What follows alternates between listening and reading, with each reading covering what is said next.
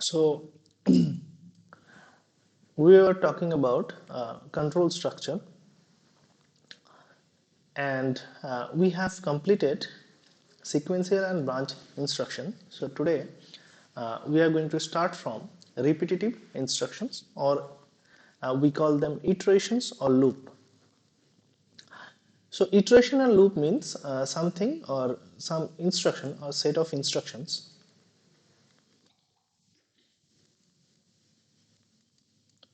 repeating for some time. So a set of instruction repeating for some time is called iteration. And how we can actually implement this kind of instructions or this kind of control in C programs. So there are two type of or two kind of loops. So we are going to that particular part later. So first of all, let's identify what are the tools that are available in C that can give us the flexibility of this kind of iteration in our program. So the first one is called while loop. The second one is for loop, and third one is do while loop. So we have three different options to choose from, and both of this, all three of them actually does the same thing.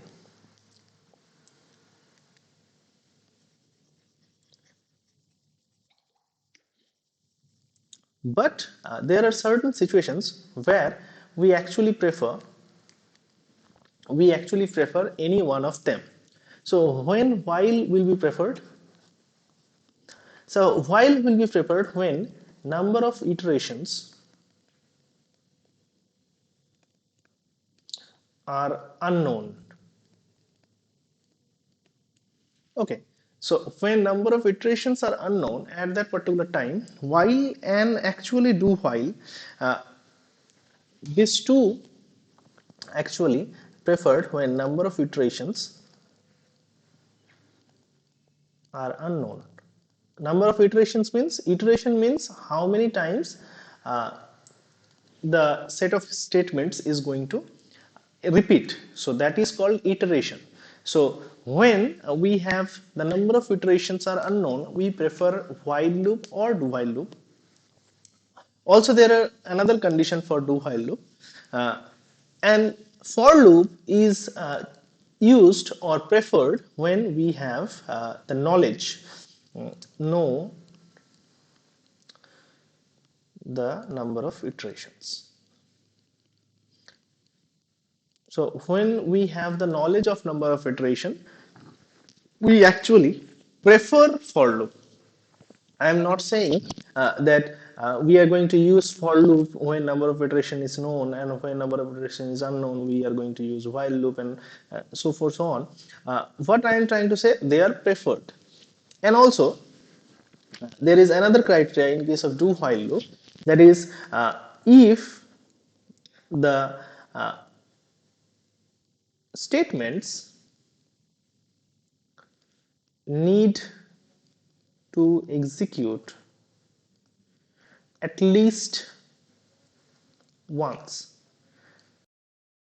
In that particular scenario, we actually prefer do while loop. So I will come to this part. So this is actually what categorizes the iterations. So these two are actually called entry control loop.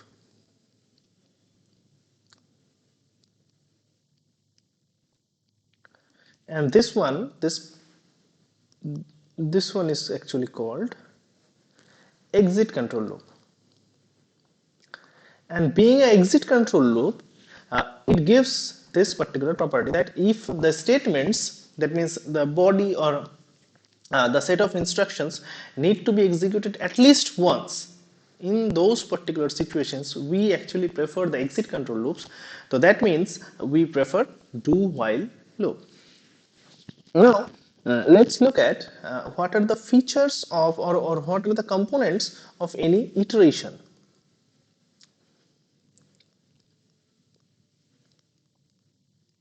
So all this kind of loops or all type of iterations requires some number one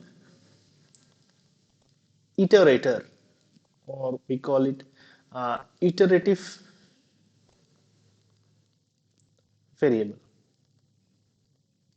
So we need a iterative variable, and that variable need to initialize. So it is something like uh, we are starting from here. So this is some iterator is, suppose I is here, and this is initialization point. So this is initialization point. Number two, we require a condition. What is a condition? A condition is a boolean, or a condition results in true or false or 0 or 1, and it is a combination of relational operator as well as logical operators. So we require a condition. This can be considered as a exit. So exit condition, it is also called exit condition. So suppose this is our exit condition. Exit condition. And number three, we require the body of loop, where we actually put all the statements that are needed to be executed repeatedly. So the body of the loop is required to execute uh, the statements. So in this particular body section, we actually put all the statements that are needed to be executed.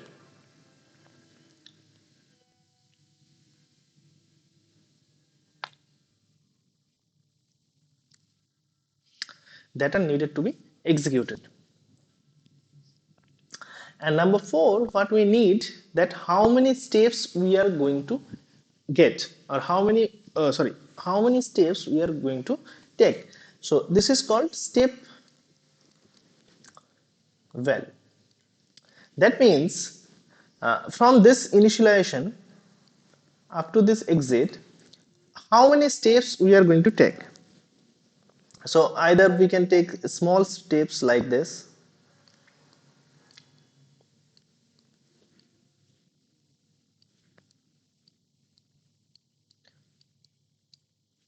to reach this particular part. So how many steps we have taken? So suppose this is 1, 2, 3, 4, 5, 6, 7, 8, 9, 10, 11. So we have taken 11 steps, and suppose with each step we do the same operation. That means in this particular period of time, we have done whatever operation is given in this body. Then in this particular period of time, we have done the same thing. So if this way, this if you consider this like a straight line, and you do some jobs in this particular period, so what it will be? So it will be can be viewed as a iteration. Like we initialize a particular variable with some initialized value. We run that particular variable until the value becomes or reaches to this exit condition, and in each step we are going to perform all the operations that are residing inside the body of the loop, and the step value will decide how many steps we are going to take. That means if you are taking a longer steps, suppose from here to here, from here to here, from here to here, and suppose we have from here to here. So now we have 1, 2, 3, 4 steps. So it depends on the step value that how many steps we are going to take. So suppose the initialized value is 1. So suppose I is equal to 1. So that is our initialized value, and you want to reach to 10. So what will be the exit condition? It will be less than equal to 10. That means until and unless I less than equal to 10, so if this I less than equal to 10, that means if this is true, we are going to do all the operations, and each step we are going to either change the value of this I or increase the value of this particular I. Now, how many ways we can actually reach to 10? So if you just set this step value is equal to I plus 1, what will happen? We will move from I equal to 1 to I equal to 10 in 10 steps. Okay. Now, if you set suppose I is equal to I plus 2. So how many steps we are going to take? So we are going to take 5 steps. So this step value is very important to decide how many steps or how many times the loop is going to execute. Now, for example, we can take a particular say problem like print all numbers from Kunta. Okay. So if you take the step value as I equal to I plus 2, so I will become 3 first of all. So after first time I is 1, then it will become 3, then it will become 5, then it will become 7, then it will become 9. And afterwards it will become 11. So how many steps it is taking? So this is 1, this is 2, this is 3, this is 4. And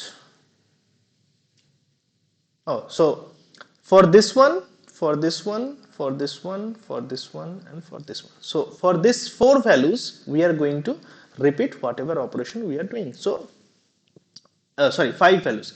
So the number of steps, actually number of step is 4, but considering the first point, we have 5 times this loop, this particular loop is going to execute.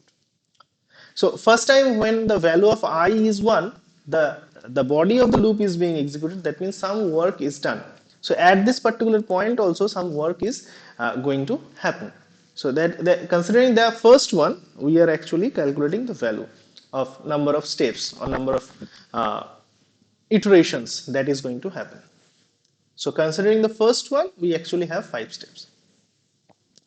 Because to reach this particular point, we have taken as steps if you consider that as a step. বুঝা গেছে? So that's why it is 5 step. Because first যখন I এর value initialize করছে at that particular time also some operation is going to happen, and then afterwards we are increasing or we are changing that particular value. So first এটাকে তো consider করতেই হবে. Okay, so let's consider this particular problem, print all numbers from 1 to 10. And what we are going to do, we are actually doing all, we are solving our this particular same problem for all this kind of loops. So first of all, let's find out what is the syntax of all these loops. So loops. So let's find out what are the syntaxes. So first of all, while loop, then for loop, then do while loop.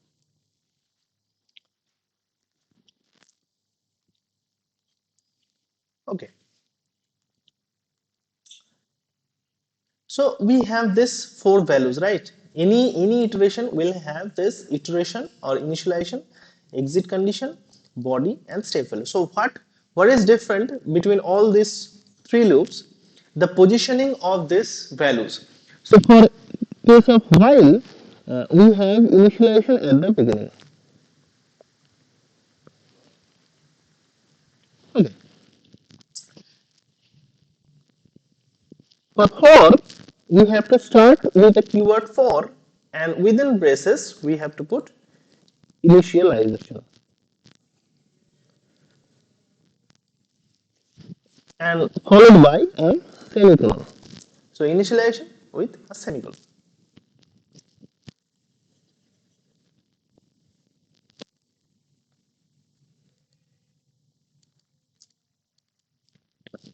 And for do while, we actually have a do block first. So here you will put something. Oh, sorry. So for do while we have the initialization step here, like while. So we have placed the initialization step perfectly. Now we have to place this condition or exit condition. So what will be the position? So for do while loop, so this is interesting. For do while loop, we have a do block first, followed by this while keyword, where we put our exit condition. So if the value or if the result from this condition is equal to 0, we will exit from the loop. So if this exit value is 0, we will exit from loop. If uh, the exit value is 1, we are going to reconsider our set of statements. So now let's check where the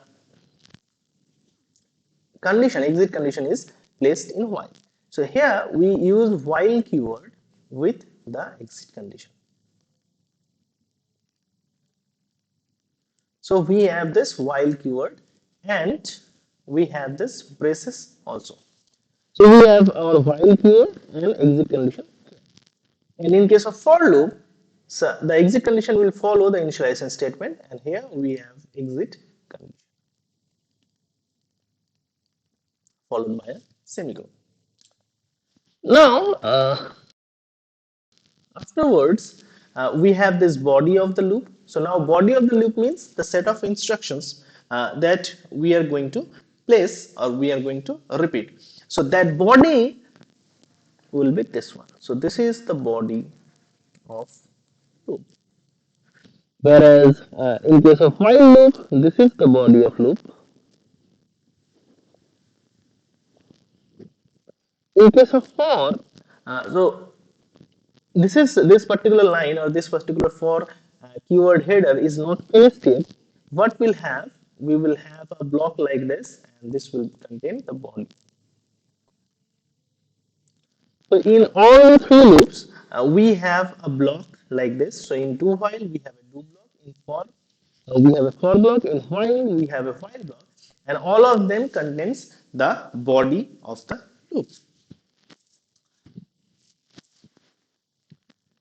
And now the step value. So for case in case of while, the step value will be after the body. So here you place the step value. In case of do while, again the same thing, step value. Step value will be after the body. And in case of for loop, the step value is given. So we have this three syntaxes of three different loops. Now let's check out the working of these three loops. So what will happen in case of while? First of all, initialization will be done. So number one, step number one. Then after this, the exit condition will be checked. Okay. So if this exit condition is true, it will look for body, or rather just say these are conditions.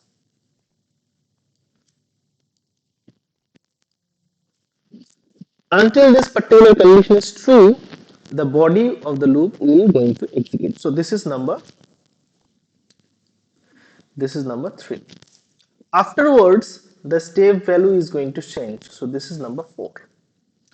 And after changing the step value, what will happen? It will start and move to condition again, condition checking again. So this is step 5.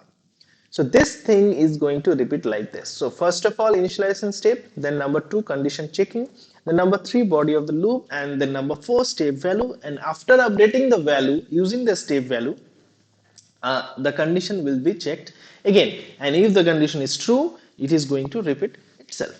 And if this condition is false, so this is because we have a true value here.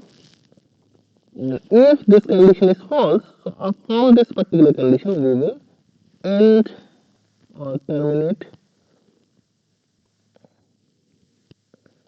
the loop. Okay. So this is for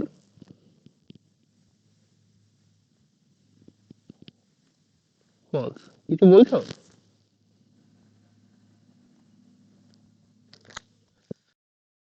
Okay.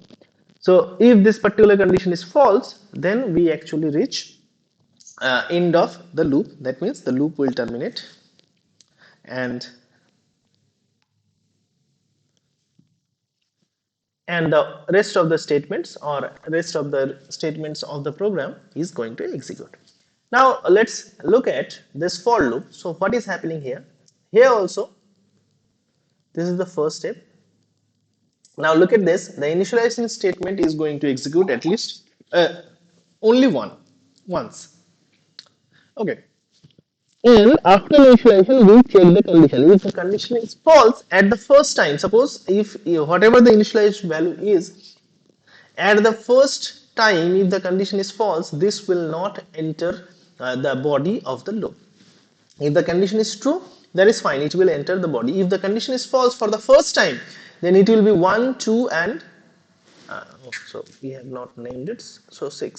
So it will be 1, 2, and 6. And if the condition is true for the first time, then it will enter 1, 2, 3.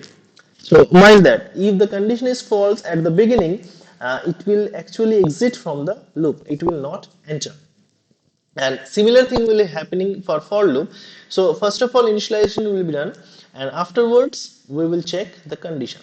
So number 2, and that is why actually they are called entry control loop. That means before the entry we check a condition. If the condition is satisfied, then actually we are going to enter the loop.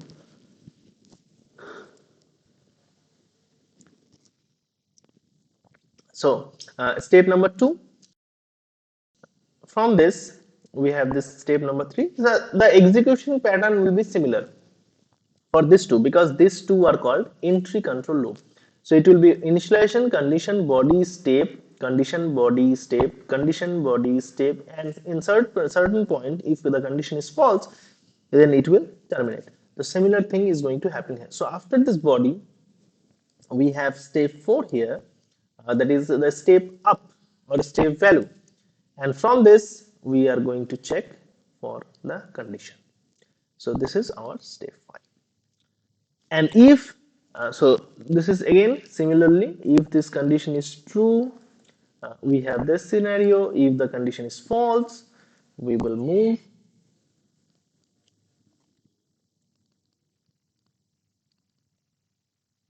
and terminate when this condition becomes false. So this is how while and for loop works. And remember this, if the initialization statement is initializing the value of the iterator with something that condition doesn't satisfy at that particular situation, we cannot move forward to the loop. That means the body will not execute ever.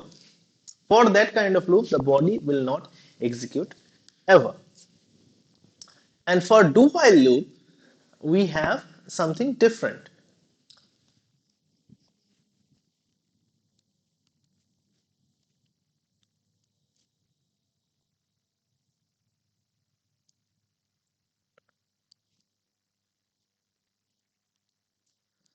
So again, the initialization step will be the first one.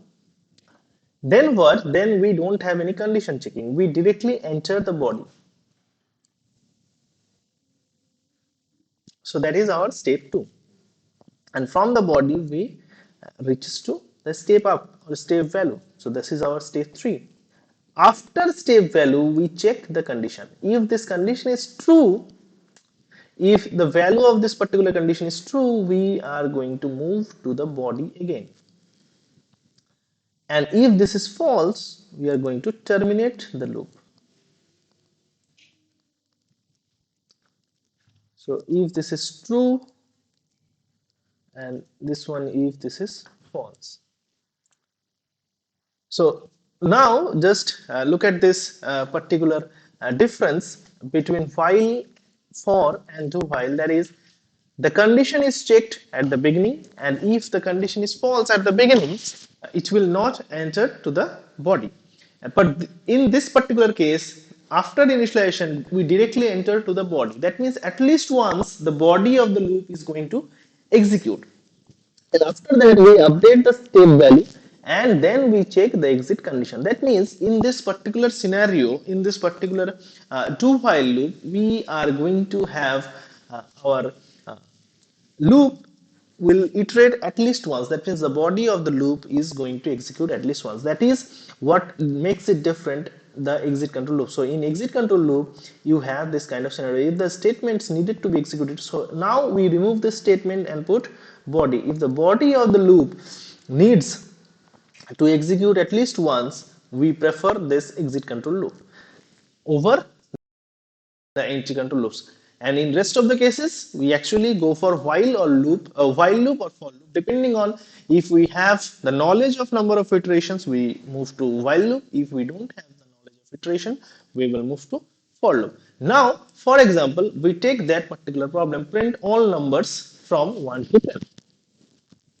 So what we are going to do, we are going to use three of these loops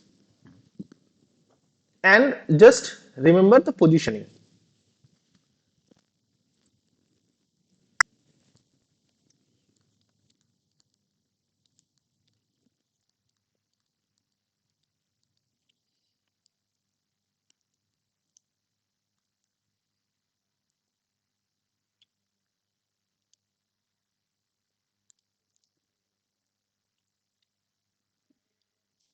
So first of all, the example using while, for,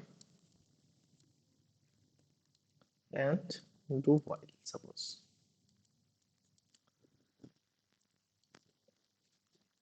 So we have to print 1 to 10, right?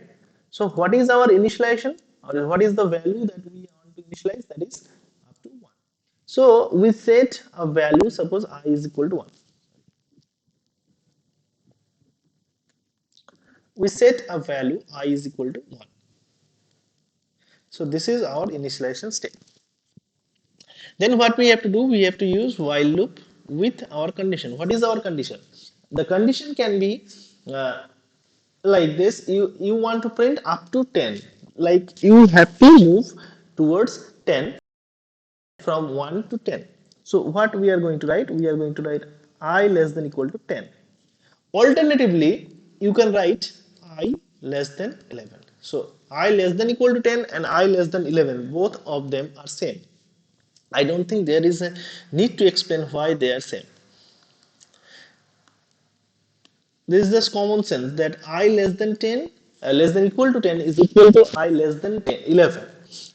Okay, so while I less than 10, what we are going to do, we are going to print what? The value of I. So, portion D slash N. So, slash N is used to print a new line while printing, and ampersand of I. So we have printed the value. Now, what we have missed here, we have missed the step value. So how many ways we want to, or what is the step that we want to take next? So for I equal to 1, we have printed the value of I. Now what we want to print? We want to print 2. So how can we get to 2? The formula is I is equal to I plus 1. So either you can write this or you can actually use I plus plus or plus plus I. So they are increment operators. So you can use either of them. So there are three different ways to actually increase the values like this. So, but if you are asked to print odd numbers only, suppose you are asked to print odd numbers only, what you can do? You just have to increase the value by 2, simply. So we are just changing the step and it will print first of all 1, then 3, then 5, then 7, and then 9. So it all depends upon the logic, how you are going to use these four different statements.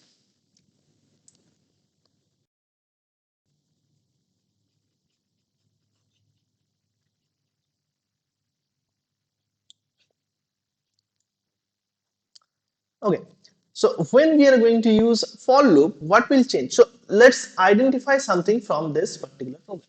So this is our initialization.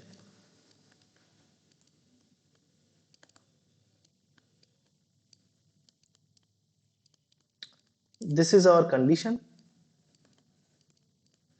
This is so one statement is body. So this is our body, and this is our step value. Okay. So we have identified everything. Now what we can do, we can just reposition them for and reposition them for while, and everything will be done. Everything will be set.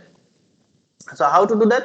So first of all, reposition for while. So while it was initialization statement first. So I is equal to 1. This is our initialization statement, and then followed by a do with the do block. We write the body and the step value. So here printf. So here will be a %d slash n ampersand of I. This I is equal to I plus 1. While I less than equal to 10. So remember this, you have to end the do while loop with a semicolon. Not other loops actually ends with semicolon, but do while loop actually ends with a semicolon. So you must put a semicolon here. So this is how this do while loop actually works. Just reposition everything from a while loop and it will become a do while loop. And similar thing can be done in case of for loop as well. So for initialization statement will be I is equal to 1, I less than equal to 10, that is our condition, I plus plus, and what we are trying to do, we are trying to printing. So printf %d slash n ampersand of I. Simple. So this is how you can actually print 1 to n using for loop, while loop, or do while loop. You can do so many operations, like you can actually find out the number of digits from a number. So for that case, you have to use while loop. So I have shown so many examples. So I am not going to give any more examples. We are going to uh, introduce to another topic. But if you guys have any questions from your own, you can ask any questions regarding this.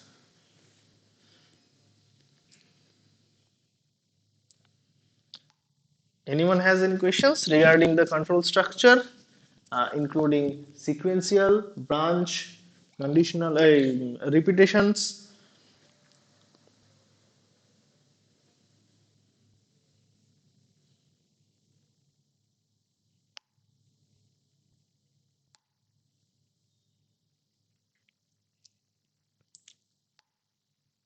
नहीं question नहीं.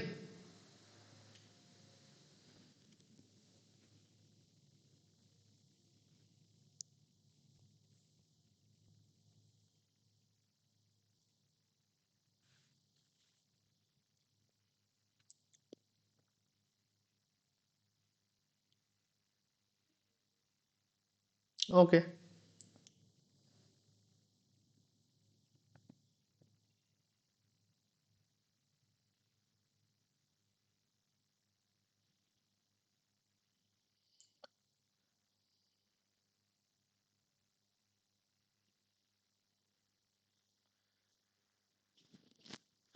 So we can move into the next topic, that is array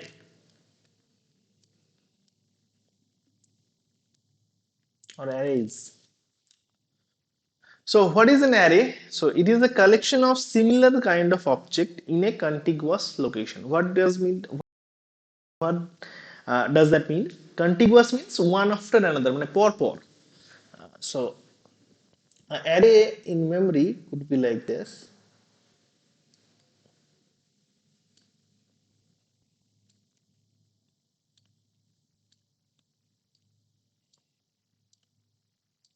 And it will hold similar kind of value. Similar kind of thing means if you have an array of 5 elements, suppose. So or 10 elements. So suppose array of 10 elements. So all tail elements will have to be of similar type. Similar type in the sense either int or char or float or any other type, any other data type. But those 10 elements must be of same type. Okay, so this is what is an array. So it is a contiguous mechanism. So suppose this is 5, 27, 9 minus 2, 12, 1, 13, 29 minus 37. So we have a set of array where we have suppose 9 elements. So here we have 9 elements and just name it as ARR. So we have an array called ARR that has 9 elements. Now what is happening inside the memory? If this kind of array is going to reside in a memory. So all the memories are divided into bytes. So what is a memory? Memory is a space, right? Memory is memory can be considered as a location. Like suppose if you consider Earth, or if you consider suppose your area. So suppose it is divided into similar size of chunks. So suppose this is our area, and this is divided into similar size of chunks like this. Suppose. So what we used to do, we used to denote everything with some numbers. So we denote everything with some numbers. So suppose if you denote this particular area with number, what will you do? You can start with either 0, you can start with 1. So suppose I am starting with 0. So this will be 0, 1, 2, 3, 4, 5, 6, 7, 8, 9. Now with single bit or single digit, you cannot actually accommodate, or you cannot actually identify more than 10 areas or more than 10 locations, right?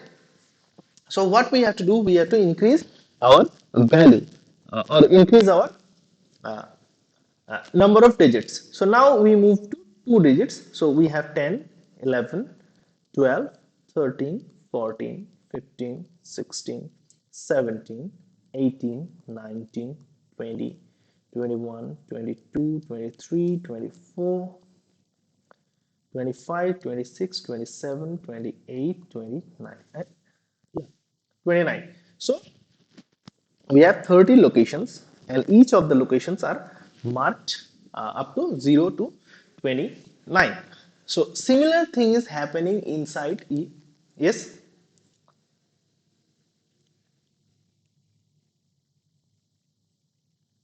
হ্যাঁ just শুরু করেছি শোনো আর video তো আছে দেখে নেবে পরে no problem array is a collection of similar kind of elements in a contiguous location. So what I am explaining here, that we consider it as a space.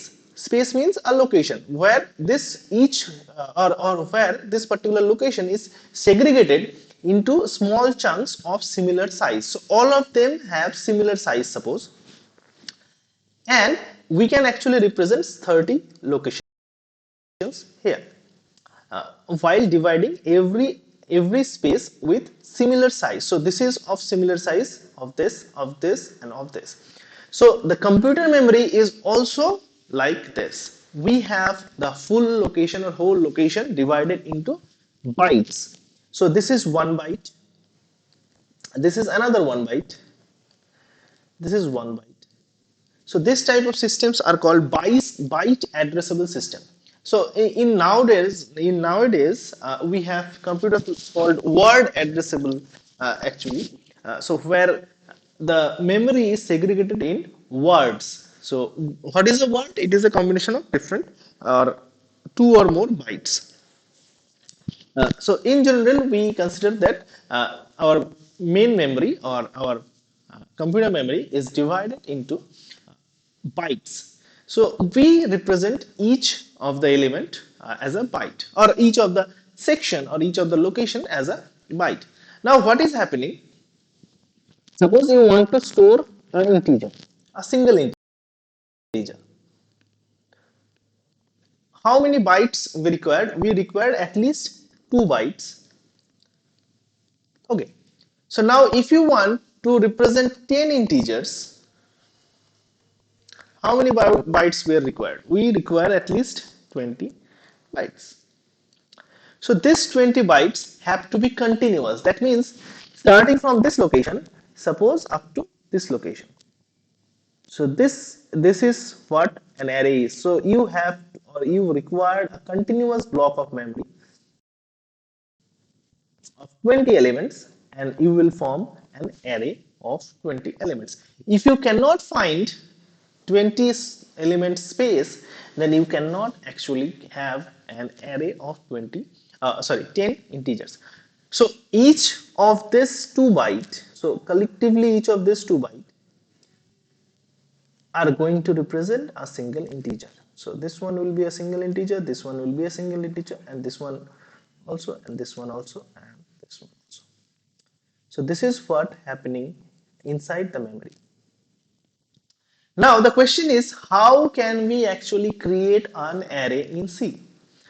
So to create an array, we have to use, there is nothing special about it. The syntax of creating an array, you can have an array of anything, any data type that you have learned in the data types, like primitive data type and derived, not derived, primitive and user defined. Both of them can have array. The syntax of defining an array is data type,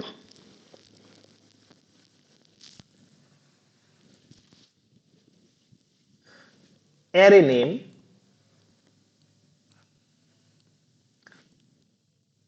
within the third bracket, you have to mention the size. So this is how you can define an array.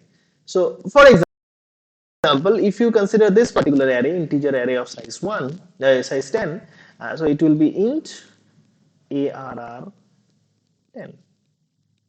So in the memory, it will create 10 space and each can store a integer, suppose. So this is arr. So something like this. So here we have 9 space, suppose add another one and we have the same. And when you are declaring an array, whenever, so this is called array declaration. So syntax for declaration. So you have declared your array, now you have to insert the elements. So there is another fact that we can actually uh, collect or catch each element individually in an array. That is also possible, and the possibility is given by one term called index. So this can be considered as offset. How? I am explaining how we do this. So what we exactly do, suppose you have this particular array. So what we exactly do, we exactly store the base address. We actually store the base address. So base address means the starting address. So base address is equal to the starting address. So we actually storing the starting number. So in this particular case, that is 0. And afterwards, each element is represented by their index, that means the offset, that means how far that particular element is from this starting object. So generally the array name is equal to starting address or base address. Okay, now if you add arr plus 0, that means the offset is 0. That means you are actually referring to the first element. And this kind of structure can be written as arr0. So it will represent the first element. Okay. So similarly, if you want the second element, what you have to do? arr1. So that means this is actually equivalent to arr plus 1. That means from the base address move at least one space, one step. Now how much size of that particular step, it depend on what is the data type of this. That means if you are using char, say char ARR10, so the size or the step will be 1 byte, and if you are using integer, the step will be 2 bytes. So it is automated, you don't have to do anything. So we just have to mention how far that particular number is in terms of 1 2 3 4 5 6 7 8, and this is called index. So index starts with a 0 and ends at size minus 1. So index starts with a 0 to size minus 1. Why 0 to size minus 1? Because 0 is the first element and size minus 1. That means if you have 10 elements, so here we have 10 elements. Now if you just name all the indexes, so it will be 0, 1, 2, 3, 4, 5, 6, 7, 8, 9. So as you can see, we have 10 elements, but the index is up to 9. So if you have 10 elements, the indexes will be starting from 0 and ends at 10 minus 1, that is equal to 9. So this is how you can actually access all the elements directly. So randomly you can access any value from the array. So if you just write ARR5, so that means this particular element. Sorry, not this one. So this particular element. So you are accessing that particular element.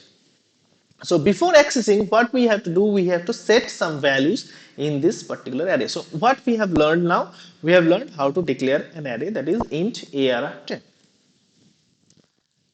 Now, initializing array.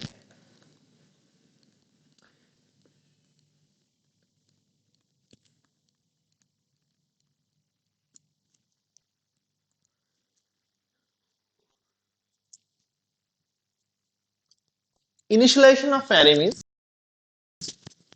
how to actually set the values inside the array. So there are two methods.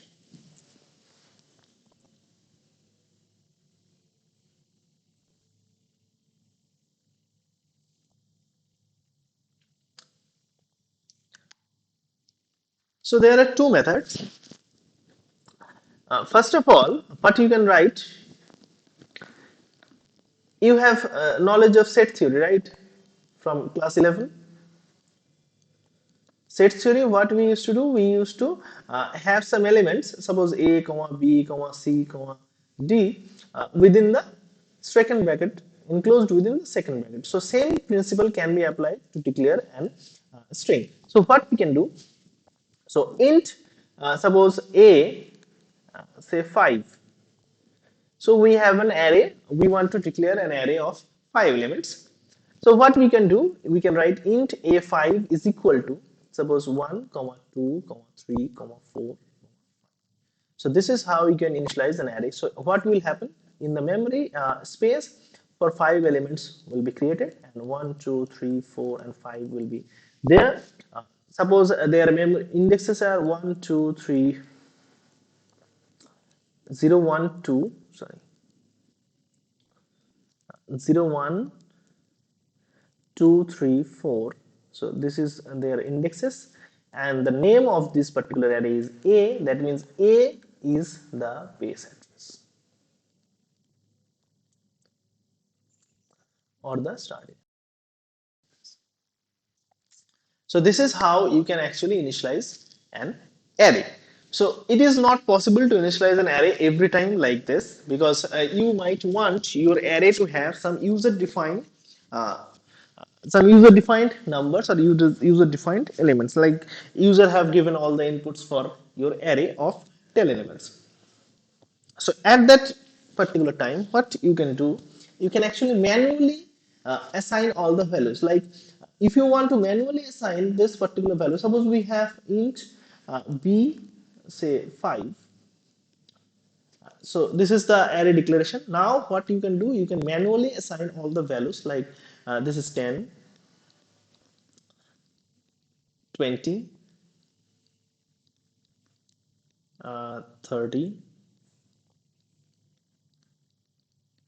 40, 50, Oh, sorry. So this one will be 4.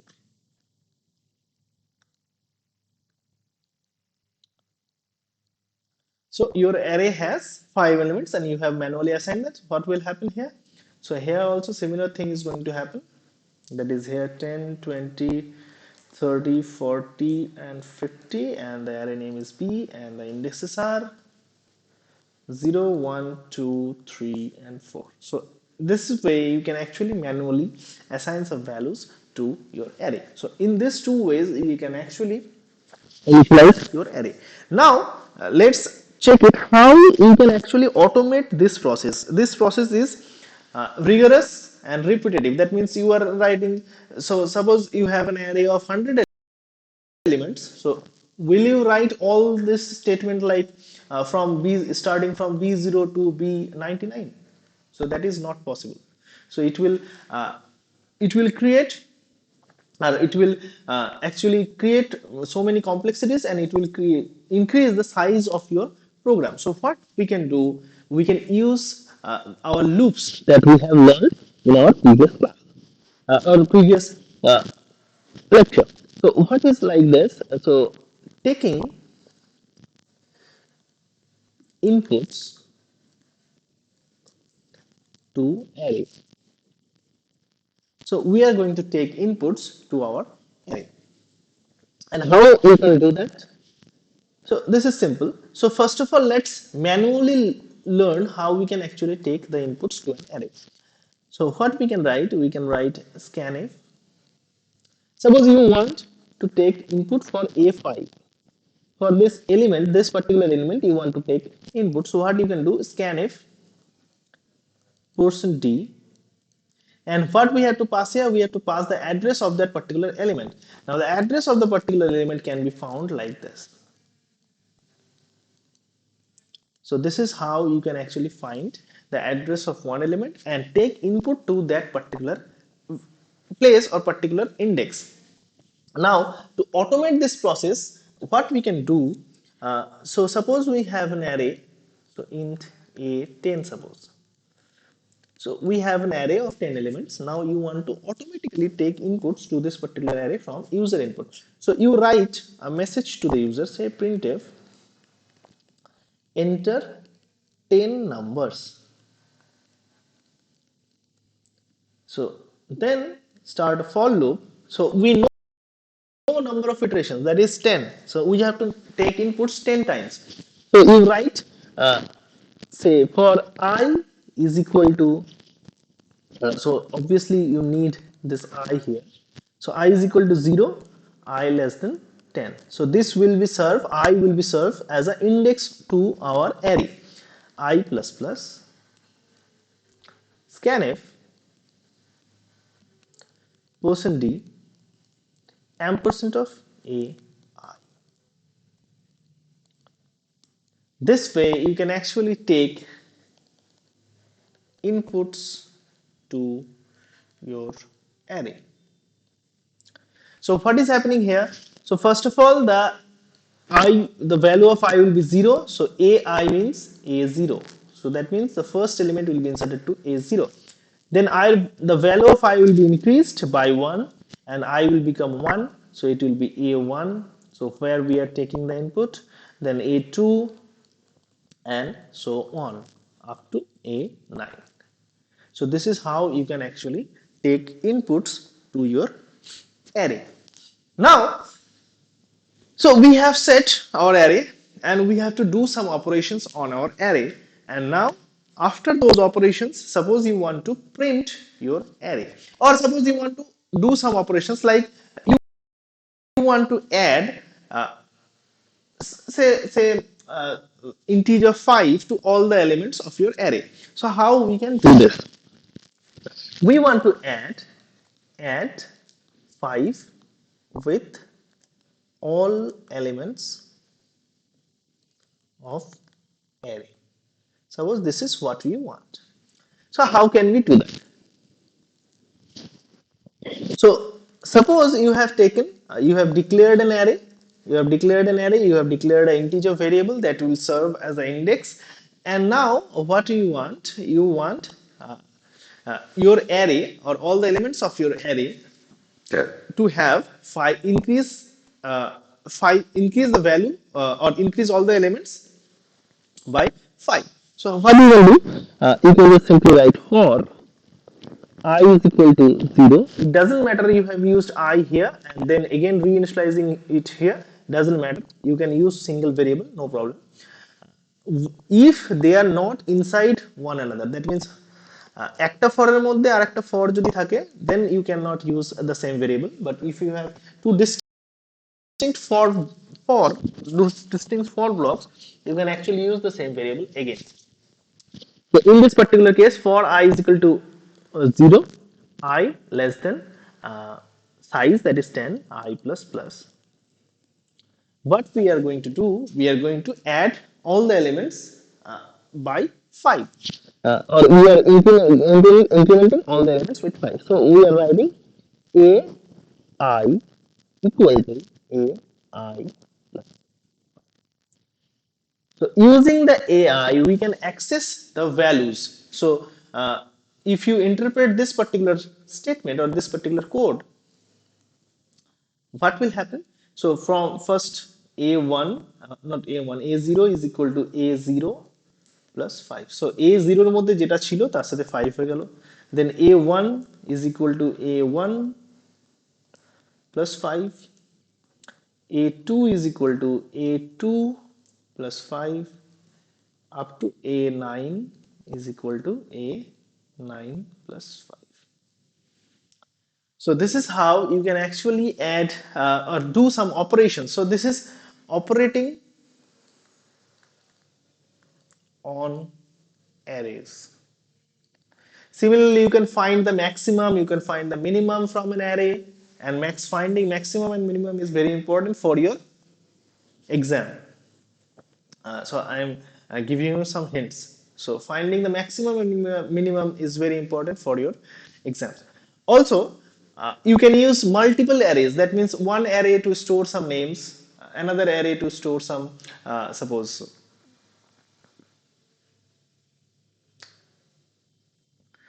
another array to store some scores or some marks they have got, and you have to find out suppose the name of that particular student who has got the highest marks or who has got the lowest marks, something like this.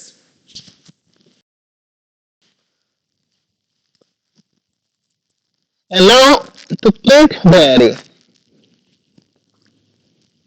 or to print the array elements, what you have to do, you have to use the same kind of loop. So for I is equal to 0, I less than 10, I plus plus, printf percent d, and suppose put a comma, ampersand of a of I. So this is how you can print your array. Suppose the output will be like this: 10, 20, 30, 40, 50, 60. That's why I put a comma here. So it will be, the output will like this. So this is how you can print your array. So you can have multiple arrays in a single program as well. You can have a single array with some operations like find the sum, find the minimum, find the maximum, find the average, like this. So this kind of problems can be there. So this is called one-dimensional array handling. Uh, I have not taught two-dimensional array or more dimensional array. Now we are going to move into, so we have talked about integers arrays, double arrays, on all these arrays, but character array has a separate name called strings. So we are going to talk about strings now. But before that,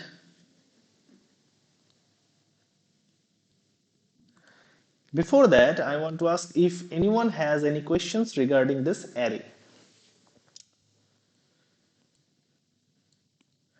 If anyone has any questions regarding array and array handling, how we can take input, how we can print, how we can manipulate, then they can ask their questions.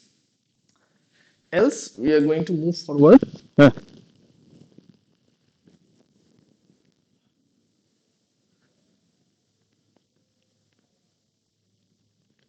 10 digit হয় বা বুঝলাম না।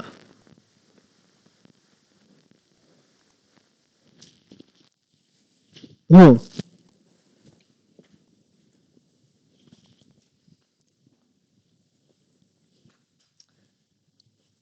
তুমি প্রথম দিকে class করনি? প্রথম দিকের ক্লাসগুলো করেছিলে তুমি? আচ্ছা, প্রথম দিকে যদি ক্লাস করে থাকো, মানে এই ক্লাসে আমি বলিনি, আমি 100% শিওর, প্রথম দিকে যদি ক্লাস করে থাকো তাহলে আমি দুটো জিনিস বলেছিলাম যে কোনো ভেরিয়েবলের। One is the size and the range. Okay, size and range means size means how many. Okay, so wait a sec, just don't spoil this. We can add one page. So what I said, size and the range and types of it. So what I say, size means in bytes.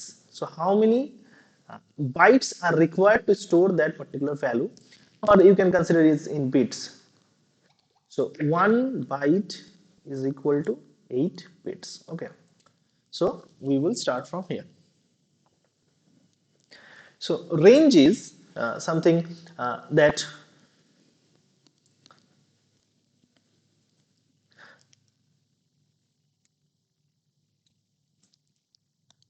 suppose 0 to 100. Suppose this can be a range. So range means what are the values or what is the possible range that can accommodate it in that particular data type.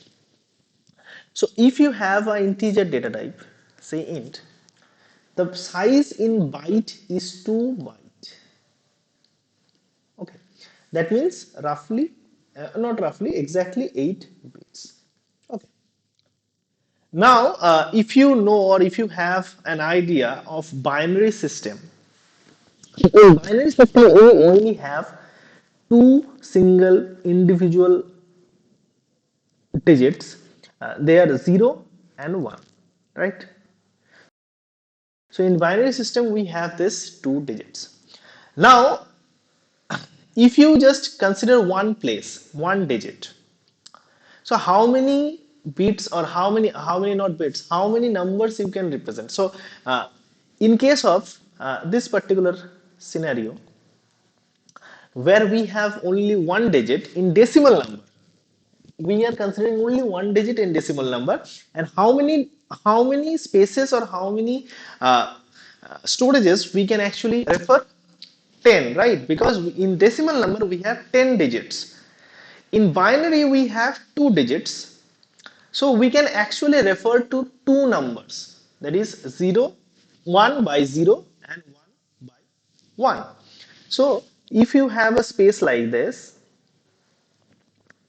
using binary, and you are using binary, so you can represent this 0 and this 1, then you have no scope for representing any other number using this single digit. What you have to do, you have to actually add another digit at the beginning, so it will be something like 1 0 and 1 1, and after this you don't have any space again. So what will you do? You will add another 0 or another 1 and you will write 0 0, and this is 0 1 1 1 0 and 1 1 1. So this is how we represent in binary. So first, uh, if you have one bit, you can represent two numbers. If you have two bits, you can represent four numbers that we have seen in this particular example. If you have three bits, you can actually represent eight numbers. So it is something like 2 to the power 1, 2 to the power 2, 2 to the power 3. So if you have, suppose, 16 bits, you can actually represent 2 to the power 16 numbers. Okay, so there is a specific range. So that is what you are trying to ask, that can we accommodate a 10 digit integer number into this 2 byte? The answer is obviously no. Why no? Because 2 to the power 16 is roughly 66,000 something. Okay, so this is roughly 66,000 or 66 So it could be 66,000 plus minus. Okay. So what will happen? You cannot actually accommodate anything beyond 66,000. But that is again false. Why that is again false? When we are considering integer, we are considering positive integers as well as negative integers. That means this number will be divided equally and half of them will be given to uh, positive numbers and half of them will be given to negative numbers. So I am not going into details. I am just giving you a vague idea that this is what happening. So roughly suppose 32,000 negative from 2 plus 32,000 roughly. Okay, so this is the range of any integer number. We have the specifiers, different specifier type specifiers like long. So long int can have a size 4 byte, and this can accommodate more numbers. Then we have long int. So it is maybe 8 byte, maybe. I'm this bytes or the sizes are depending on the compiler. So I'm not exactly saying this is the actual size, this is the actual bytes that are required to represent this particular number. Also, if you don't want this particular range and you want to sort your range, you have sort int. Okay, so these are called specifiers.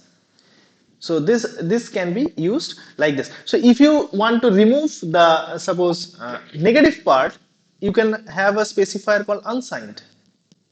So if you use unsigned integer, so the range will be 0 to 66,000, suppose 66k roughly. So it will extract or it will remove the negative part. So this is how you actually use this kind of uh, number. So if your number or if your integer that you want to store is more than that 32,000 mark, you have to use some other mechanisms or some other specifiers for that, or also you can use another thing that is called strings. Strings can be used to store any large object. Any large object means any number or anything that is that has some high length. You can use strings for that. But strings will not be treated as integer. You have to handle them in different way. So that is different thing. So is it clear that how you these numbers are being stored in memory and whether you can actually accommodate this 10-digit number into a single element of an array? So it doesn't depend on the array. It depends on the type of the array. That means if you have a long integer, array of long integer, so you can represent a long integer array as like this, long year 10. It will have 4 byte or suppose a 6 byte.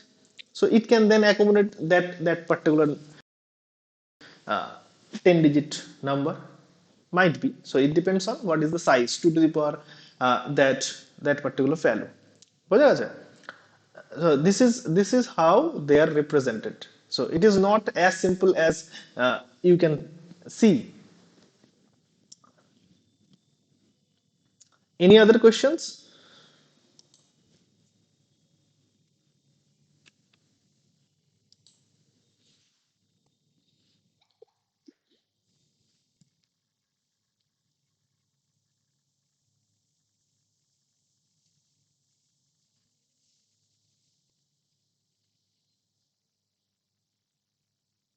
ঠিক আছে?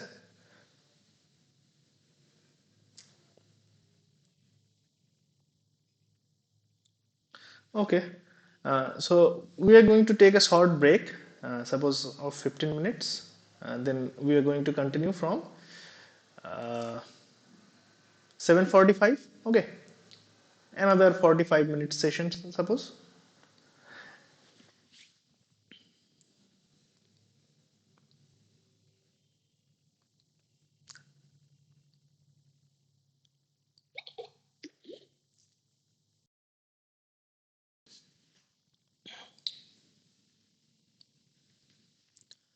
So, so far we have talked about strings, no, sorry, array, So array can be of any data type like integer, character, float, uh, double, byte, short int. So any array can be of structures, array can be of unions. So structures and unions are basically user defined data types. So any data type can have array, their own array. Okay, so this time we are going to talk about a special type of array. So they are known as strings. So they are basically uh, array of characters.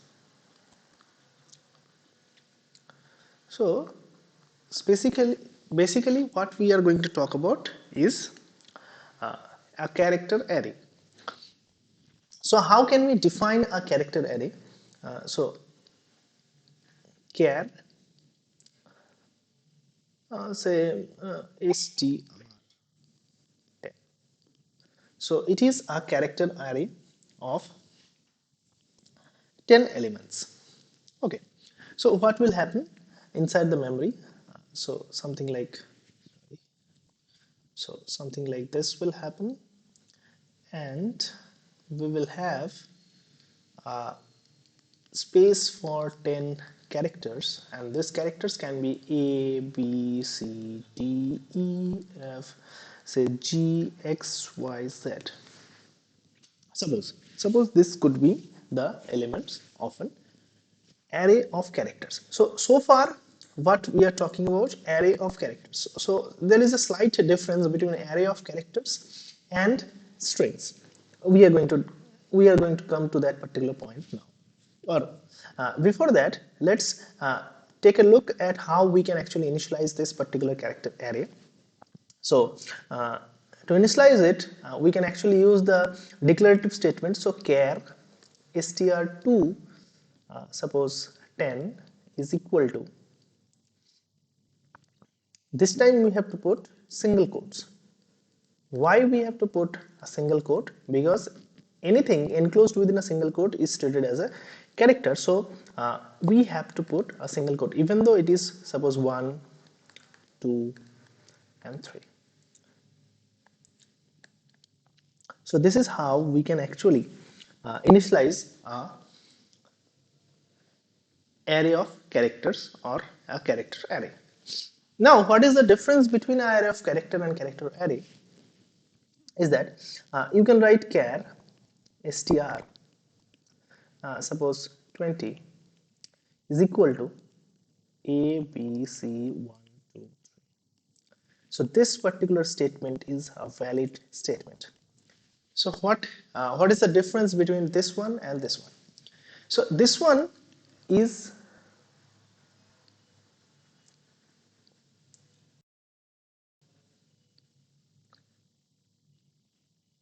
so this one is a character array and this one is a string. String is also a character array but ends with /0. So this is /0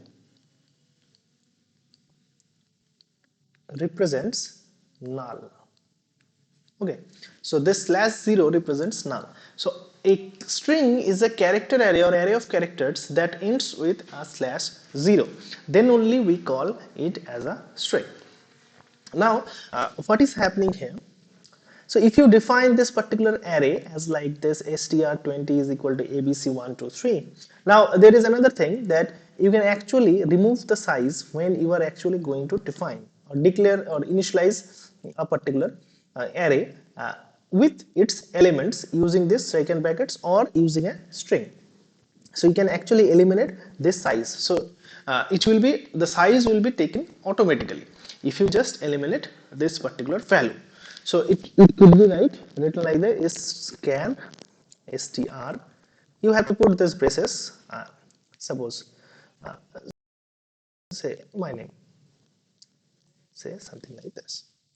So char str is equal to RAMN. So this is a string, and now what will happen inside the memory?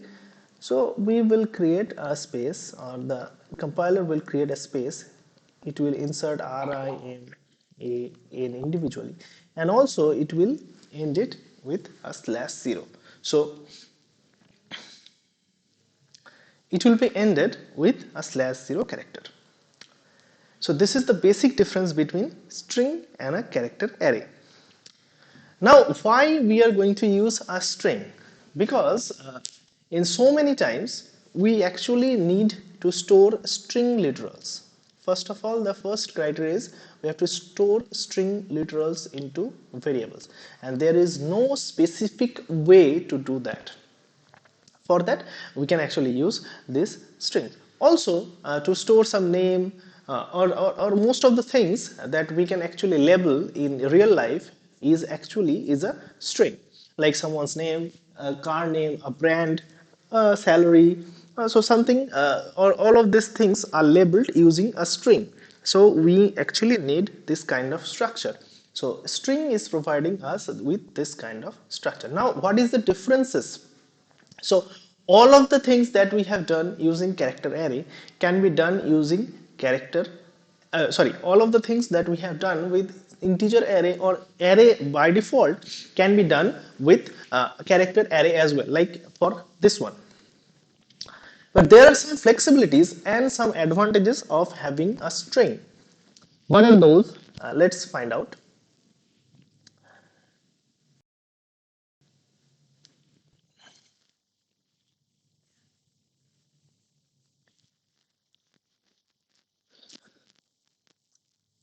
So input a string. So how we can take an input to a string? So we have already learned how we can take input to a character array, or simply an array. Now we will see how we can input a string. Now this is interesting. So first of all, we know the method scanf, percent. Now for string, we have to use %s. So %s is the format specifier for strings. So we have to use %s.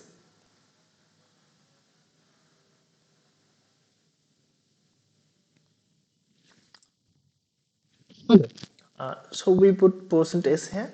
And now what we have to mention, so we know from the definition of scanf that we have to mention the address of the variable. So what we used to do, we used to keep the address of the first element within that name of that particular string, right? So str0 is actually the first element, but str is the address of first element. Okay, so str is the address of the first element, because we have seen this in the definition of array that the first element is the base address. So what we have to do, we don't either you mention the first character address or address of the first character, that is ampersand of a0, or you can actually, so as this is equivalent to a itself, you can actually mention a. So what we have to mention? We have to mention the variable, string variable. So suppose we have a character, say char a. Because we are not initializing it, we have to mention maximum size, suppose 50. So char a equal to 50 and scanf percentage and percentage. So this will take input, or this will take string as an input. Now there is a catch, or there is a difficulty in this method or in this type of input. What will happen? Suppose you have written here printer enter your name, and again print. Okay, not printing now. Suppose so you have running this program, this particular program, and you are getting this enter your name. So suppose you are entering, say, RIALLDAL. Now what will happen? So what we are expecting? We are expecting this particular string to be captured by this particular variable only. But that is not going to happen here. What will happen? Scanf always checks for a string up to a space. So it will take input up to this particular space, and n will have the value RIMAN, not RIMAN So this is not the actual value that you get. You are getting this. So scanf has the limitation to only accept strings up to a single space. It cannot accommodate more than word actually in a string. So what we can do, we can have to resort to another method that is available in C++, and that method is get s with suppose the variable. So get sa, this particular method can actually set the value to given one. So this is how you can take inputs to a string. So in some compilers, to use this getS method, you might have to include string.h. This is a header file that is solely dedicated to string manipulation. So in some cases, I'm not talking about every time or for every compiler. For some compiler, to access this getS method, you might have to use this string.h header file. So what you have to do in some cases, hash include string.h where s is small, and then you can easily use this getS method in your program. So this is how you can actually input a string, and this is different from how you used to input a character array. So in character array you have to take inputs individually of each character, whereas using this particular specifier, format specifier %s, you can actually take inputs of a string up to a space, and using this getS method you can actually take inputs of a long sentence. So getS actually take a line. So this is line input, and this is word input. Okay, so it will take a single word as an input. It will say take a single line as a input.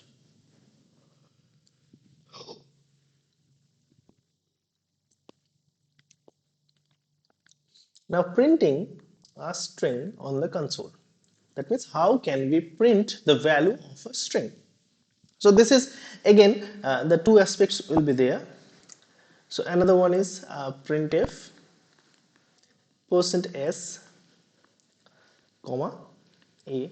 So same thing that we used to do in any other case. So just specify the format. Suppose string, sorry, not string, char a equal to hello. Okay, char a equal to hello, and printf %s a. So this will print hello on the screen.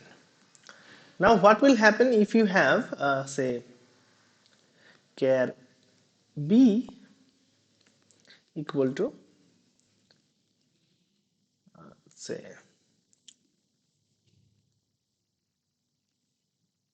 hi all. Okay, so now we have two words, but printf is actually capable of printing anything.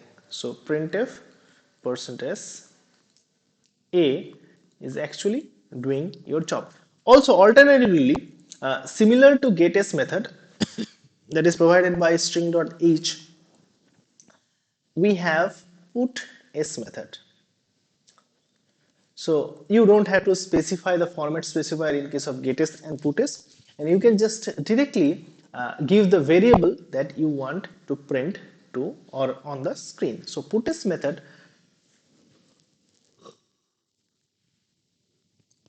This time puts and scan, like unlike scanf and getf, printf and puts does the same thing. It will print anything, any string. String contains any number of spaces, any number of words, it doesn't matter.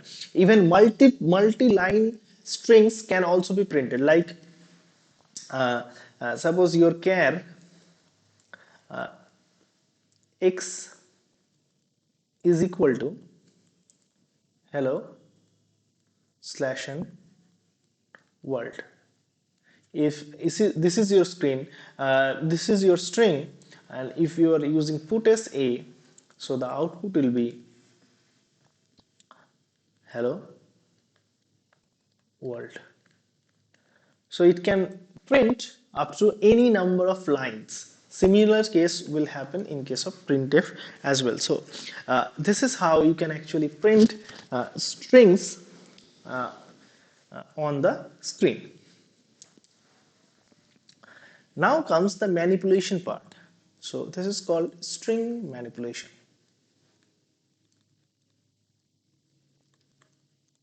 So string manipulation includes different type of programs where you have to manipulate strings, like suppose uh, generate title case. What is title case? Title case means all the words or the first letter of all the words will have capital letter, that is title case. So if you take a string input and convert it into its title case, so these kind of programs are known as string manipulative programs. So you can do them manually. So for that, what you have to do, you have to require some functions that can be useful for your operations or for loops. So what we can do, suppose you want to find the length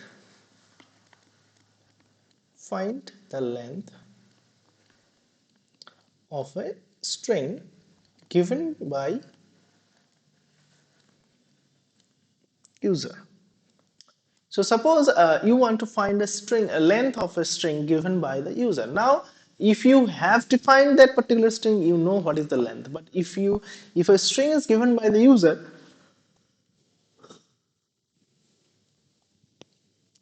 you will never know what or how many characters are there. What you have to do, you have to count how many characters are there. So how we can do that? So suppose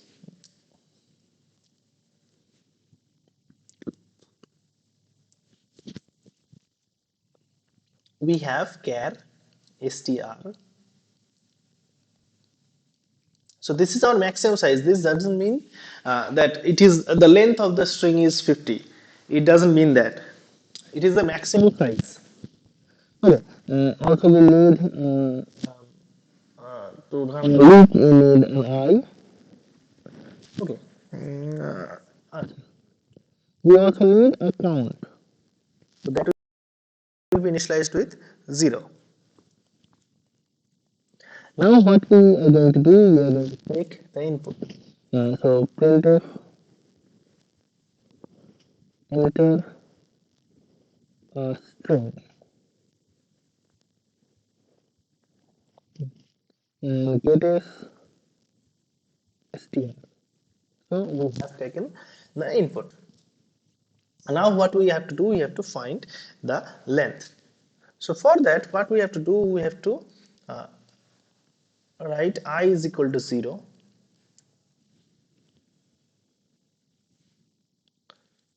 I plus plus,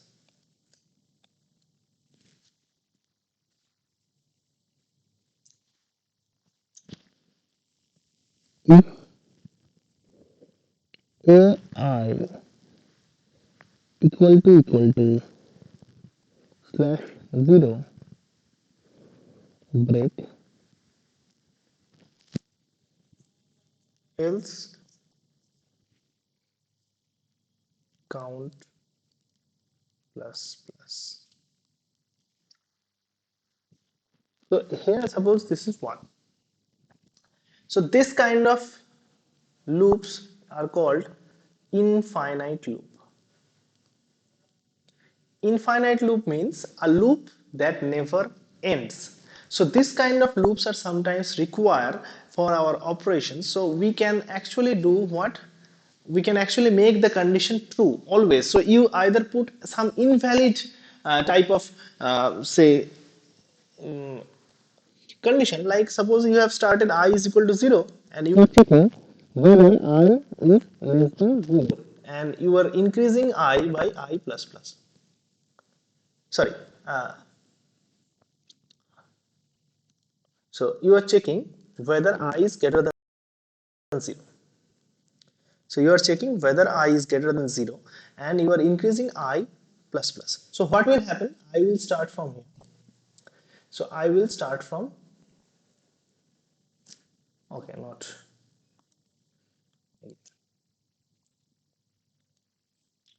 so I will start from 1. So suppose this is 1 and this is your starting point. And this is suppose this is the line where following I is following.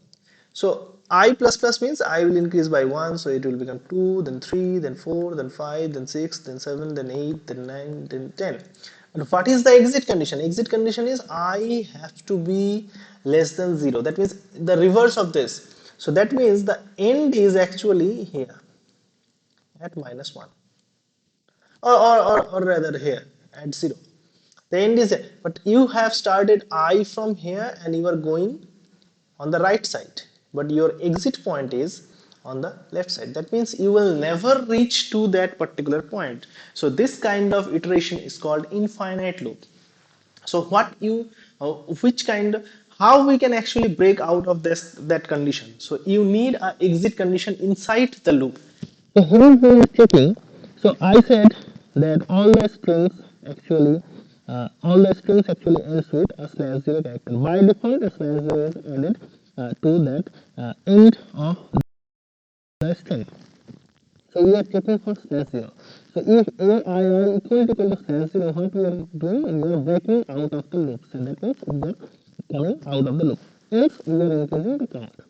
So what we are doing, we are actually checking all the elements, and if that element matches with slash 0, we are breaking out of that loop.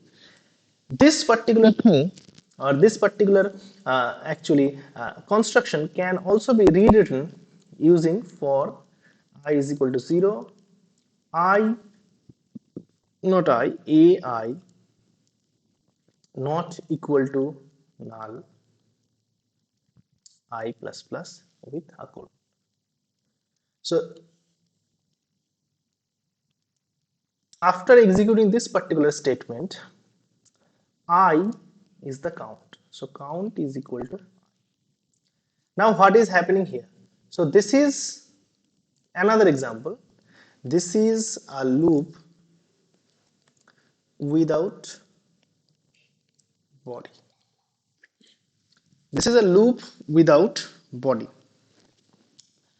Means this particular loop doesn't have a body. But does that mean this is not going to happen, or this iterations are not going to there? But iteration is there. What is happening here? So this is step number 1, this is step number 2, and this is step number 3. Afterwards, as we don't have any body, what will happen? After increasing the value, it will again return here, and this 3 and 4, this 3 and 4 are going to repeat itself, and it will end when this particular condition matches.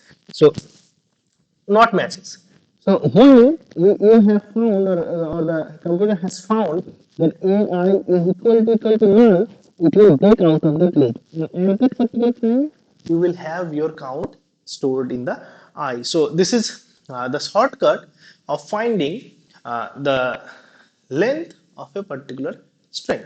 So that this is required for string manipulation. So the length of a string is actually very much important when you are trying to manipulate some string. So this is how you can find the string. There is another way to find the length of a string. That is using string dot h header file. So as I said earlier, that string dot h is a header file that is dedicated to strings. So it provides us with a set of methods. These methods can be used to manipulate string. So I am not going into details of this string methods again because this is just a repetition and just a recap type of class. So first of all, the method that you are going to learn is called str. So it returns an integer. It returns an integer, and that is the length of the string. So how can we use it? Simple. Suppose you have a character array, say 50, and let's suppose hello one. You can, okay. So if you print, if you have an integer value, say integer len, and you write len is equal to strlen a, so it will give 1, 2, 3, 4, 5, 6, 7, 8, 9, 10, 11. So it will have 11. So len value will have 11. So if you print, suppose print 11, print person d alien, so it will print 11 as an output. So strlen function is used to find the length of a string. So after finding the length, you can actually do all type of operation, and you can either treat it as a array. That means you can actually find out all the characters using methods like or using the techniques like index. So a0 that is equal to h, a6 is equal to actually space. There is a space, blank space. So there is a blank space. So blank space are also counted as a character because it belongs to the character set, as I have already said. That is a blank space.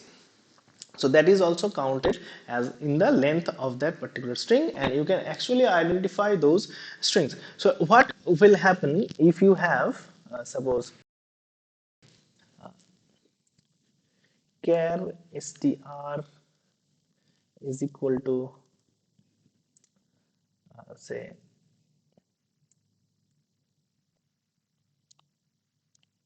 online class, suppose. Okay, and you have just rewrite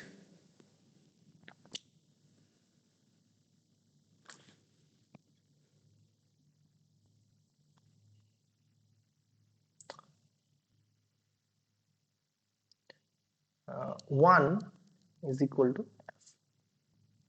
Okay, so if you print not okay, you can actually use printf percent s str, the output will be offline class. So you can actually remove one of the characters individually. So using the indexes, so you can use as a whole, as a string, and also it gives you the flexibility to use a string as a character array. So this is interesting. So this is how you can actually manipulate strings. Individual characters can also be manipulated. Now if you are given a particular character that is in suppose small case letter, so how you can convert it into uppercase letter? So that is simple. So the ASCII value will be used. So uh,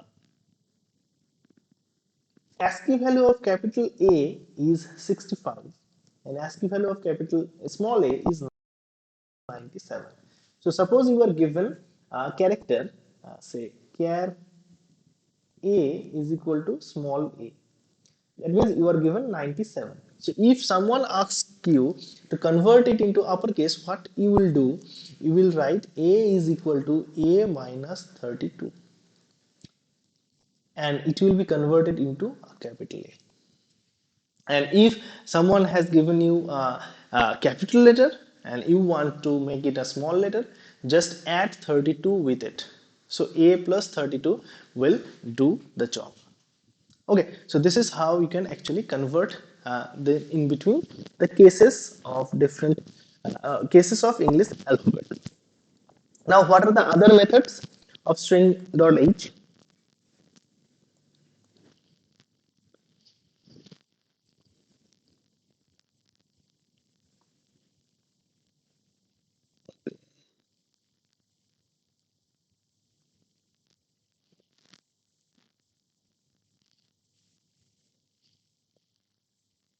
So, what are the other method? So, string.h. We have this method called strcp. So, this method is used to copy one string to another string. So, what will happen? Suppose you have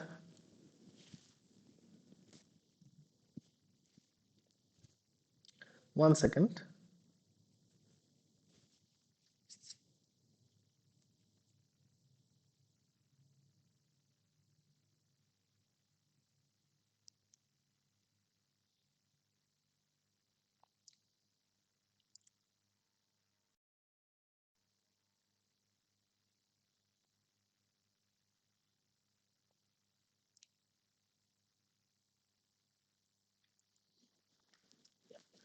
So we have this STR copy method.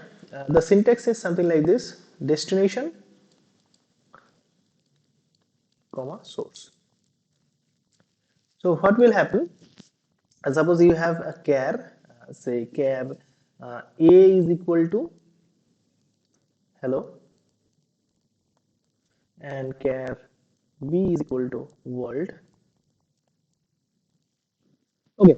Now, if you just use strcpy, what will happen? And you put a comma b, what will happen? The value of b, that is world, will be copied to a. So if you print percent %s comma percent %s a comma b, the output will be world comma, because the value of b is being copied to a. Similarly, if a is blank, suppose a is blank, or you don't have anything, then also it will be copied. That means you can actually copy one string to another string.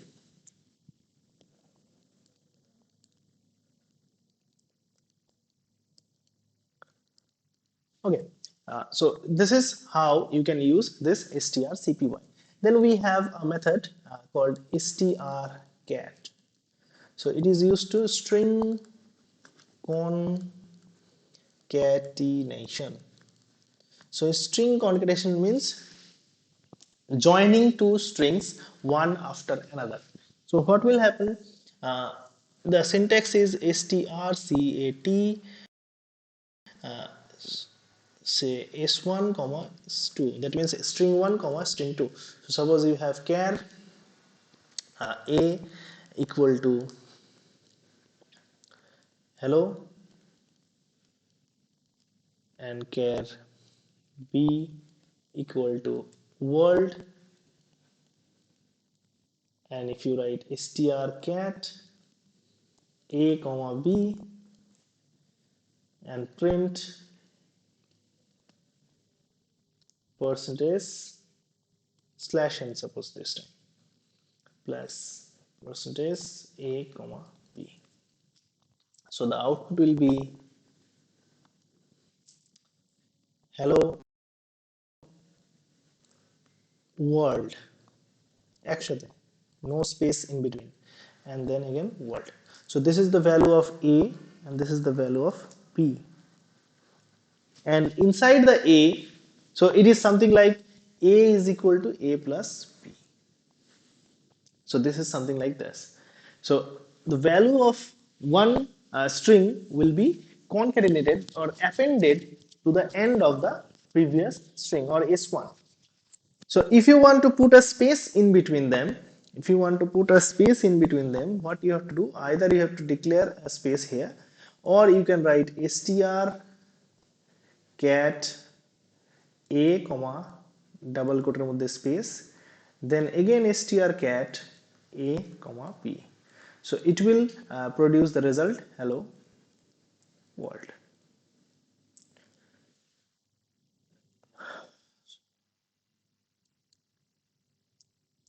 So there are other methods, you can check it out on online repository or documents like strcmp, str rev is available in some compilers, but this is not a uh, standard function. So CMP is there.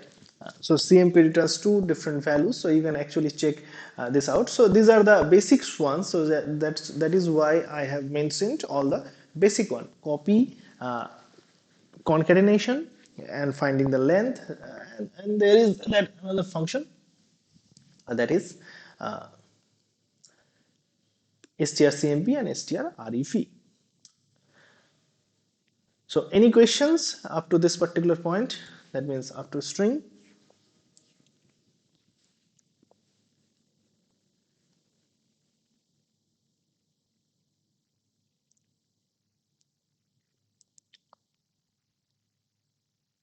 Hmm.